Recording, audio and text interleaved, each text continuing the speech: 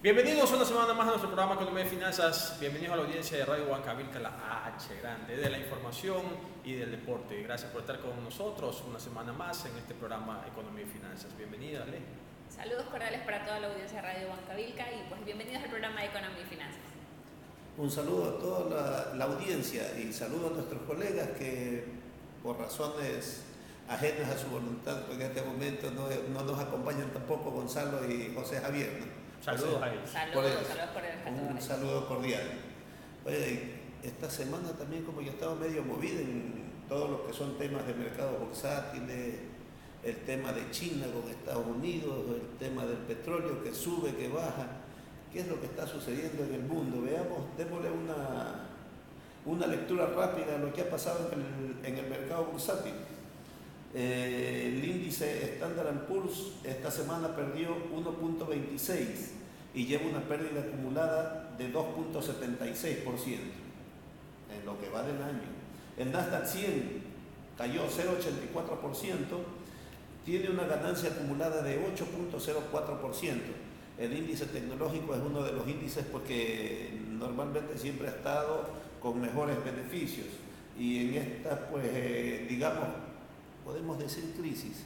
En esta crisis, no le gusta al director esa palabra, claro, pero en esta crisis que ha estado pasando la economía mundial es el índice que se ha mantenido con rentabilidad y la rentabilidad acumulada.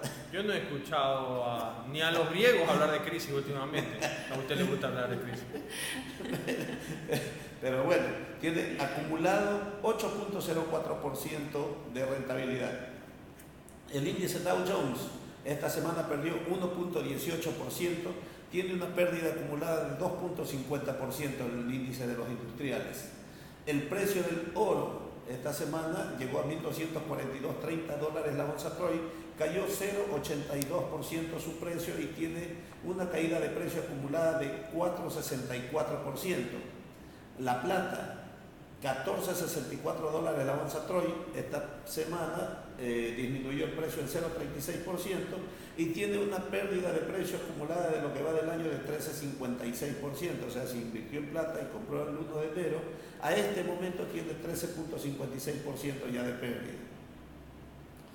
Bueno, lo que nos interesa, Leslie, el precio del petróleo, $51.23 el barril, cayó 2.62% esta semana y tiene una caída acumulada en lo que va del año de 14.97%. ¿Qué es lo que está pasando pues, en el mercado petrolero, Leslie? Bueno, en esta semana justamente hubieron algunos informes de la OPEP donde manifiestan que pues evidentemente se está dando esta sobreoferta por parte especialmente de Estados Unidos. Hay una sobreproducción de Estados Unidos pues, y lo que ha llevado un poco pues, al precio del barril de petróleo a la baja. Como mencionamos en el programa anterior, va a haber un recorte. La semana anterior se reunieron los países miembros de la OPEP, han decidido recortar la OPEP Plus o la OPEP más 1.200.000 barriles de petróleo diarios y por lo tanto pues esperan que con eso puedan equilibrar la oferta y la demanda para el 2019. Hay que recordar que esto va a empezar desde el 1 de enero del próximo año y va a ser durante 6 meses. La próxima reunión que va a tener la OPEP va a ser en abril y eso les va a dar todavía una pauta para saber y revisando, pues no, ellos revisan minuciosamente todos los recortes y cómo van cada país pues aportando justamente en equilibrar el mercado. La demanda en esta época del año, digamos, ya empezó diciembre y empezó a nevar en gran parte de Estados Unidos, de Europa. ¿Hay más demanda que cuando hace calor o en esta época hay más demanda Son del precio del justamente petróleo? las dos épocas que tienen más picos en demanda, ¿verdad? En las épocas donde hay pues, veranos mucho más severos e inviernos también. Y por lo tanto, y en Europa lo está, ¿verdad? Actualmente las temperaturas son muchísimo más bajas de lo normal pues, y el consumo de combustibles es evidente. Claro, ¿por qué le decía esto? Porque normalmente la gente utiliza mucha más calefacción, utiliza mucha más combustible, pues porque la época mismo, ¿no? Entonces digo, si hay más demanda en esta época, el precio lógicamente debería tender a subir. Y también con la tendencia de que la OPEP quiere disminuir un poco la producción, pues Sí, pero en la práctica están incrementando los volúmenes de producción. Así es. Entonces, a pesar de que haya un incremento en la demanda, se compensa por los volúmenes adicionales que se está ofertando en el mercado internacional. Y vale la pena recalcar que en esta semana hubo conversaciones o hay expresiones por parte del gobierno de Qatar con la intención de alejarse de la OPEP.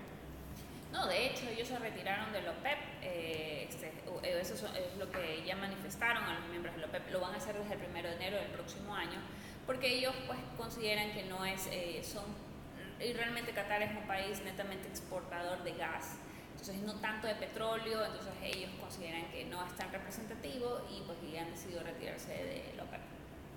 Bueno, con eso se van acabando esas conversaciones de ese gobierno con quizás muchos gobiernos productores de petróleo alrededor del mundo. Bueno, yo creo que Venezuela es el que más ha puesto de su parte en disminuir la producción, pero no porque quiera disminuir o favorecer al mercado mundial, sino por toda la ineficiencia que ha tenido. No por voluntad propia. Exacto, no es por voluntad propia, pero bueno, justamente sí, Venezuela tiene un serio problema con encontrar nuevas inversiones petroleras. Eso se ve reflejado en los niveles de producción que cada vez se van recortando aún más. Y también tienen un problema, por ejemplo, los trabajadores en PDVSA, su salario mensual está entre 5 a 15 dólares. Entonces, imagínense ese know-how, estas personas se van a otras empresas petroleras a nivel mundial, pues, y desafortunadamente ese know-how se va con ellos. Y siguen todavía cayendo, pues no hay personas capacitadas pues, para poder seguir produciendo o extrayendo petróleo en Venezuela. Y a Venezuela le toca la presidencia de la OPEP el próximo año. Así es, el presidente justamente es de Venezuela y pues le viene un poco bien, o por lo menos le da un respiro en este caso a Venezuela, porque ellos esperaban, acuérdense que ellos esperan comercializar su crudo a través de la nueva moneda virtual que se llama el Petro. Entonces, estando ya en la presidencia de la OPEP, pues ellos pueden hacer un mejor marketing a su moneda.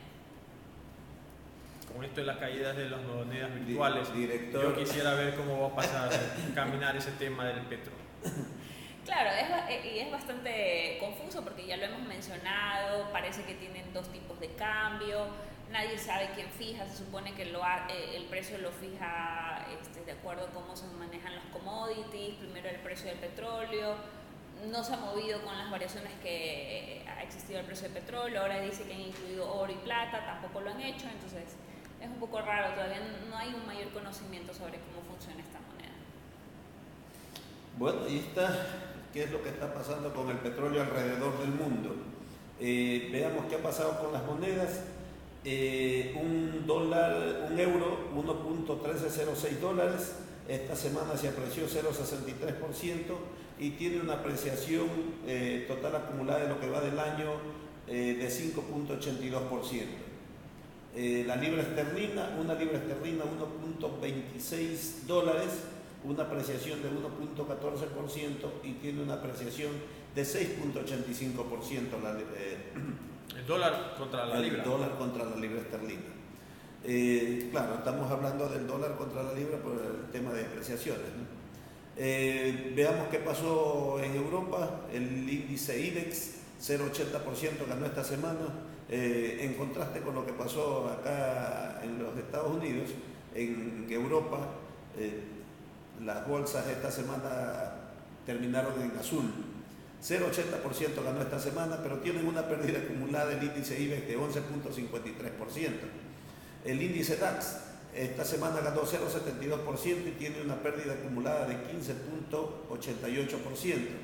El FTSE 100, el de Reino Unido, el famoso índice que está luchando ahí Theresa May con el Brexit y todo lo que con ello acarrea, 0,99% ganó esta semana el índice de FTSE de Reino Unido y tiene una pérdida acumulada de 10.96%. El índice Nikkei de Tokio, Japón, 1.40% perdió esta semana, tiene una pérdida acumulada de 6.11%. El Shanghái de China, 0,47% perdió en la semana, 21.29% acumulado en lo que va del año. El Bovespa de Brasil, pérdida. Sí. El Bovespa de Brasil 0,76% acumulado en la semana, perdió, y 14,46% de ganancias en lo que va del año. Pero esta economía latinoamericana, pues hay que ver el tema de la inflación y ver cómo es que... El efecto tipo cambio sobre eso. Claro. El índice Merval de Argentina, 1,40% perdió esta semana, pero tiene 3,47% de ganancia acumulada versus 40% de devaluación. 40, casi 50%, sí. Leslie, ¿no? Usted, que es su economía favorita, la Argentina. La tendencia o lo que se espera de inflación está bordeando casi el 50%. Claro, ya muy cercano al 50%. Bueno, habría que esperar cómo termine el mes de diciembre, que normalmente es muy inflacionario, entonces, pero sí, ya está muy cercano al 50%. Las inversiones del director, la semana pasada el Bitcoin cayó 13,61%, esta semana cayó 5,01% y tiene una pérdida acumulada de lo que va del año de 77,04%. ¿Ya cuánto cuesta un Bitcoin hoy día? 3.286,70. O sea, a lo mejor llega a los 2.000 algo, ¿no? ¿Y usted compró cuando estaba en 20.000, no? No. Ah, no, usted compró... Cuando estaba en 1.000. No me diga que compró Estaba cuando... en No, 1.000. 13,41, 2012. ¿Cuánto estaba? $13,41. No, ya estaba como en $100. $100. Sí, Usted lo compró a $100. $100, claro. claro. Sí, ya después cuando llegó como a los 17 dije, vende todo. Después subió a los 20, ahí me estaba arrepintiendo, pero no importa, ya había marcado utilidad. ¿Sí? Muy bien, lo felicito, señor director, porque la verdad que nos recomienda ahora comprar cuando está mini. Venda. ¿Cree que algún día se recuperará o mejorará el precio? Nunca. ¿No? Yo también creo que no. Nunca. Acuérdense que con los controles que hay ahora del manejo del dinero, esto tenía un incentivo porque no tenía ningún control.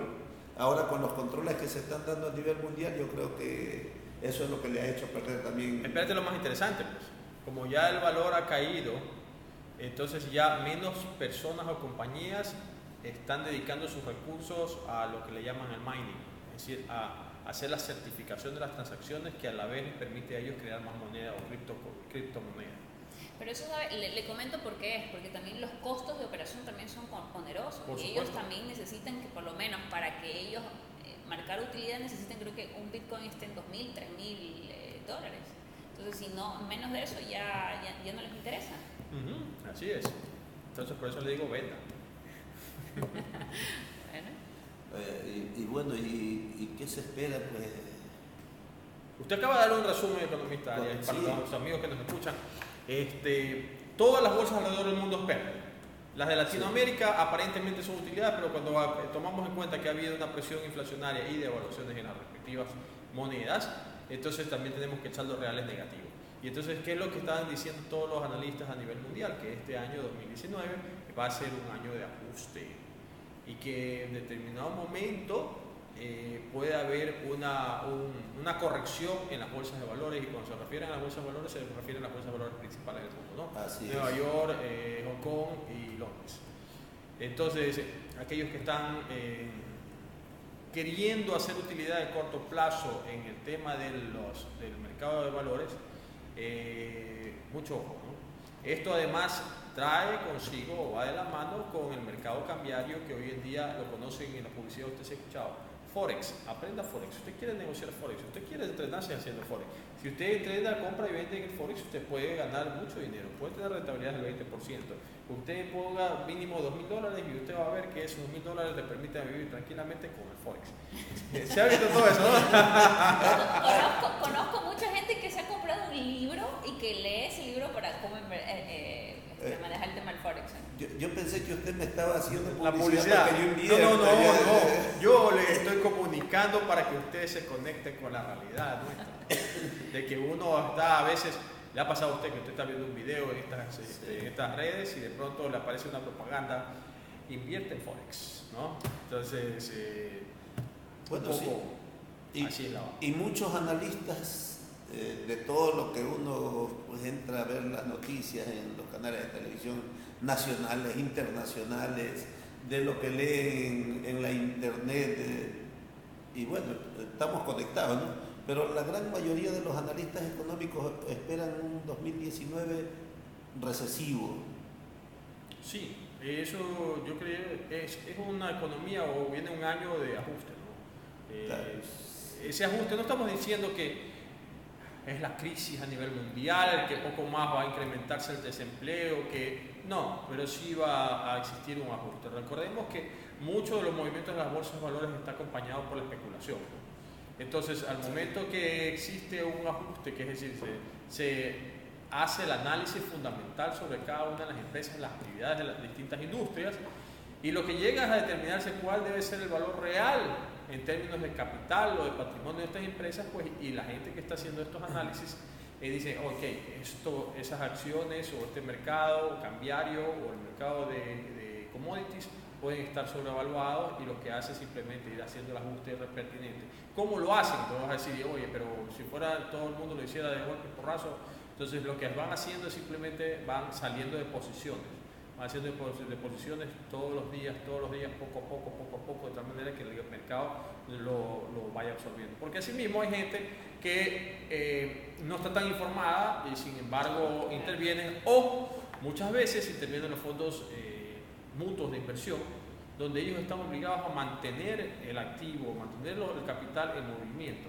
Y entonces saben que aún teniendo un ajuste, ¿no?, del mercado en términos generales, en el largo plazo ya la actividad de las empresas que ellos financian son sólidas y les va a permitir una rentabilidad. Ergo, entidades como el Seguro Social, pero en otras partes del mundo, ¿no? Pero, ¿por qué se da ese ajuste a las empresas? No las empresas. Para beneficio de los oyentes.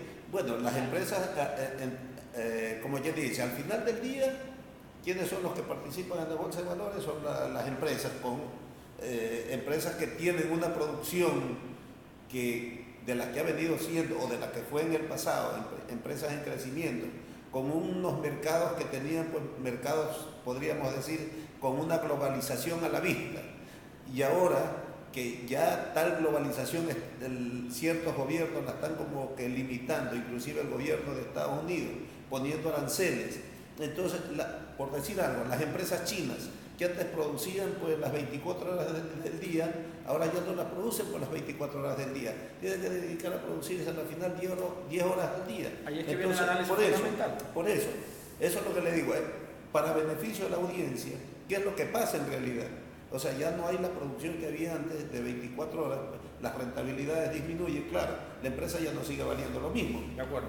Entonces, yo digo, el tema es serio, o sea, el tema es bastante serio en las peleas que se dan entre China y Estados Unidos por el tema arancelario, y también Estados Unidos con Canadá, Estados Unidos con la Unión Europea, Estados Unidos que se está peleando con todo el mundo.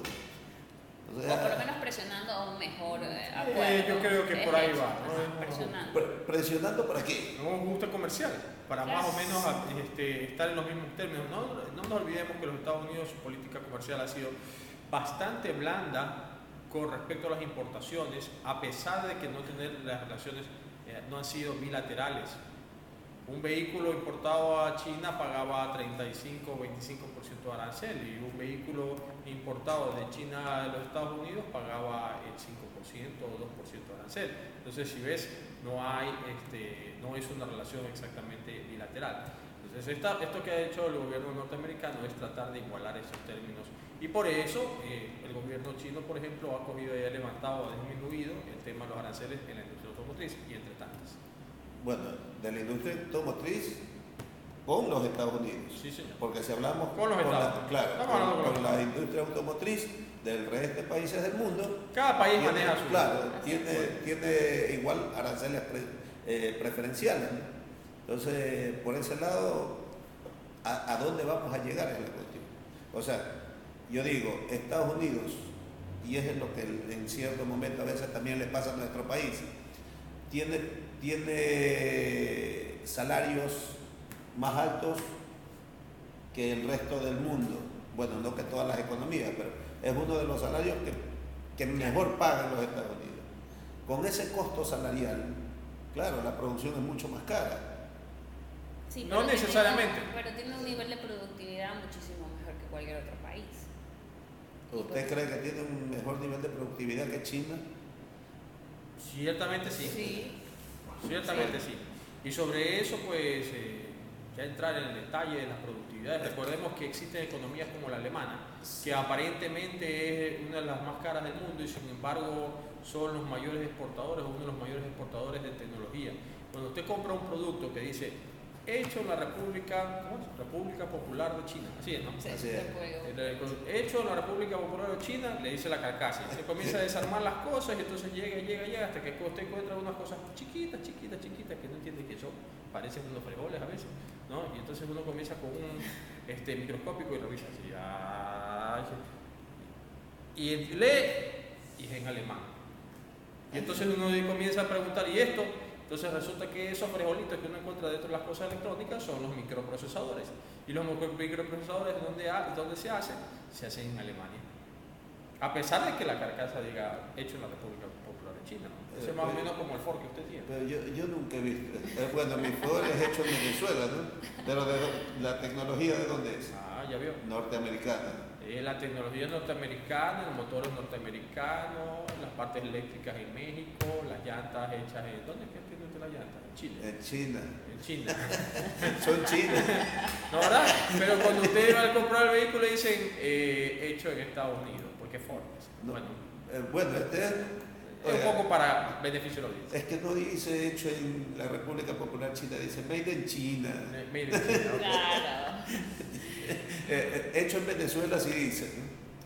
Pero bueno, o sea, ya como les decía, un poco para que la audiencia nos entienda mejor, la disminución de la producción a nivel mundial de todas las empresas por todos estos problemas económicos que se están dando entre las economías del mundo, más que todo con el principal socio comercial de todo el mundo, Estados Unidos. Es que consume el 30% de la producción Así mundial. es. Yo diría que es un ajuste.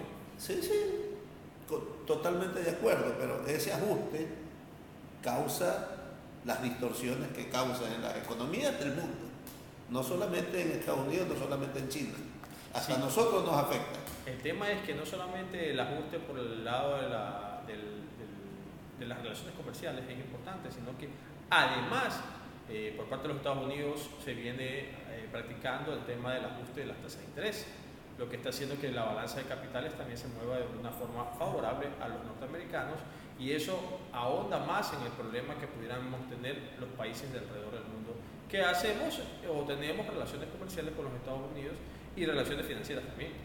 Más que todo las financieras ahí, Claro. ¿no? Porque ¿qué va a pasar con los créditos que tiene? Bueno, nosotros somos un país dolarizado, pagamos la tasa de interés en dólares, no nos afecta tanto, pero hablemos de Perú, Colombia. No, es que a Venezuela, todos nos claro. afecta porque desde el punto de vista de cifras reales, esto repercute en la economía. Al momento que el costo del dinero es más alto, recuerda que el dinero es un insumo más dentro de las actividades económicas. Si el dinero es más caro, el costo de producción en términos generales es más caro. Y entonces son dos cosas, o suben los precios, cosa muy difícil de hacer porque tienes el mercado y tienes que la competencia alrededor del mundial, o te toca reducir la última línea de resultados, lo que nos trae otra vez al tema de la bolsa de valores. Con eso pues vamos a tener que irnos a la pausa, mi querido Adolfo, mi querida Leslie, y regresamos después de un momento.